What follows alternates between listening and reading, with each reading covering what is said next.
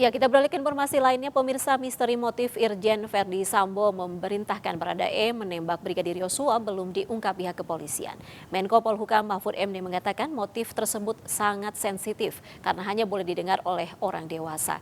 Mahfud MD juga meminta agar publik sabar menunggu apa motifnya dari kepolisian.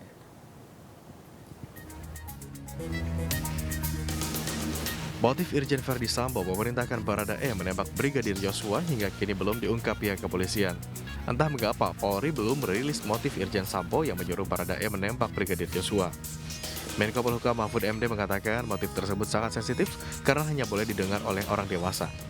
Mahfud juga meminta masyarakat tetap menunggu apa motif sebenarnya melalui keterangan polisi. Apalagi sudah banyak beredar terkait motif yang ada di tengah masyarakat. Sekarang telurnya itu udah pecah dulu.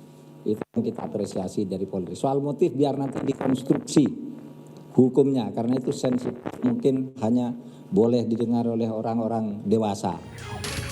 Sementara itu, Kapolri Jenderal Listio Sigit Prabowo menyatakan pihaknya masih terus mencari tahu motif penembakan Brigadir Yosua. Saat ini, pihak kepolisian tengah melakukan pendalaman pemeriksaan terhadap saksi-saksi, termasuk keterangan istri dari mantan Kadif Propam Polri. Listio juga menambahkan, tim khusus saat ini masih melakukan pendalaman sehingga pihaknya masih belum dapat kesimpulan, karena Polri juga membutuhkan keterangan ahli. Tim Liputan, Anyus melaporkan. Ya, pemirsa, meski belum merinci motif pembunuhan dalam konferensi pers kemarin, polisi akhirnya menetapkan Verdi Sambo sebagai tersangka dalam kasus ini. Dan untuk mengetahui informasi terkini terkait pembunuhan Brigadir Yosua, kami juga telah terhubung dengan rekan Nadia Valery dari Bareskrim Polri dan juga ada rekan Vito Erlangga dari Makobrimob Depok, Jawa Barat. Kita ke Nadia terlebih dahulu. Pemirsa, Nadia, apa ada update informasi dari Bareskrim saat ini? Ya, selamat pagi Irma dan juga pemirsa. Usai menetapkan 4 orang tersangka dalam perkara pembunuhan Brigadir Nofriansyah Yosua Huta Barat, hingga saat ini untuk tim khusus bentukan Kapolri masih akan terus melakukan pendalaman terkait kasus ini, utamanya untuk mencari motif di balik peristiwa pembunuhan di rumah dinas mantan Kadif Propam Polri Irjen Verdi Sambo yang menewaskan ajudannya Brigadir Nofriansyah Yosua Huta Barat.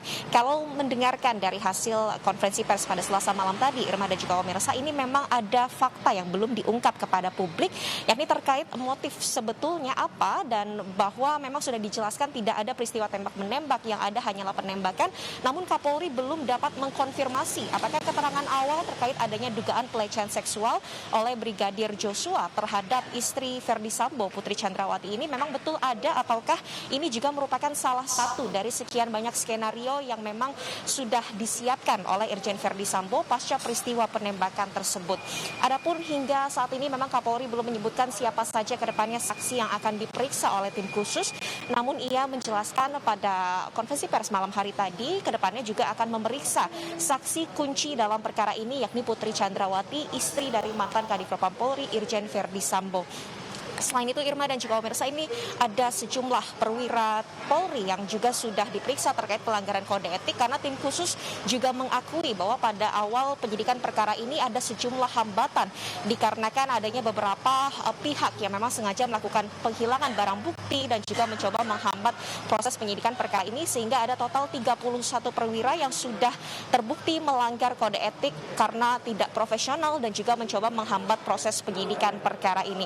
Oleh karena itu, ini juga nanti akan didalami apakah motif dari para perwira ini yang mencoba untuk menghalang-halangi ataupun mencoba menghilangkan barang bukti, apakah memang mereka melakukan ini secara sadar ataukah ada suruhan, atau memang mereka dengan ketidaksengajaan sehingga ada sejumlah hal yang ditutup-tutupi, dari mulai CCTV, kemudian olah TKP yang tidak profesional, dan juga lainnya yang kemudian menghambat proses penyidikan perkara pembunuhan Brigadir Nofriansyah Yosua Huta Barat. Ya, Irma. Baik, Nadia, selanjutnya kita ke Vito Erlangga di Makobrimob Depok, Jawa Barat. Vito, bagaimana situasi terkini di Makobrimob saat ini?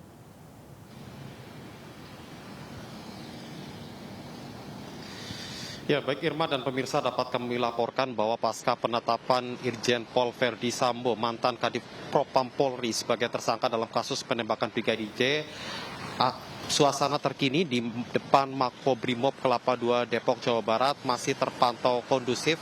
Berdasarkan pemantauan kami sejak pukul 7 waktu Indonesia Barat hingga saat ini masih terdapat sejumlah petugas dari Makobrimob yang nampak berjaga di depan akses pintu masuk menggunakan laras panjang.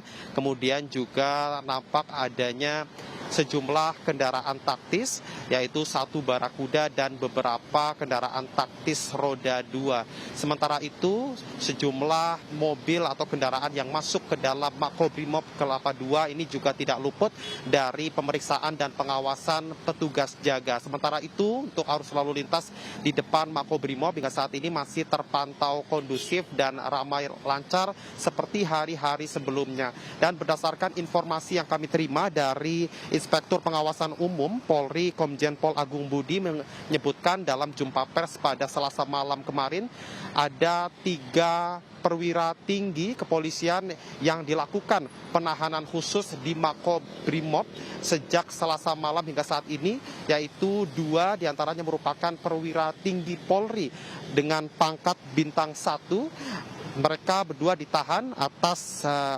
pelanggaran kode etik dan profesional Polri, dan 1 diantaranya merupakan Irjen Pol Verdi Sambo, mantan Kadif Propam Polri yang saat ini sudah ditetapkan sebagai tersangka dalam kasus penembakan Brigadir J. Sementara itu 3 perwira tinggi ini merupakan bagian dari sebanyak 31 personel Polri yang hingga saat ini masih dilakukan pemeriksaan khusus oleh tim khusus Polri terkait dengan penembakan Brigadir J, dan hingga saat ini belum ada informasi terbaru atau pergerakan yang cukup signifikan di Makobrimob Polri. Dan seperti kita ketahui sebanyak 4 tersangka sudah ditetapkan oleh Kapolri Jenderal Listio Sigit Prabowo, dan hingga saat ini kami masih menunggu terkait dengan informasi atau pengembangan kasus terkait dengan penembakan Brigadir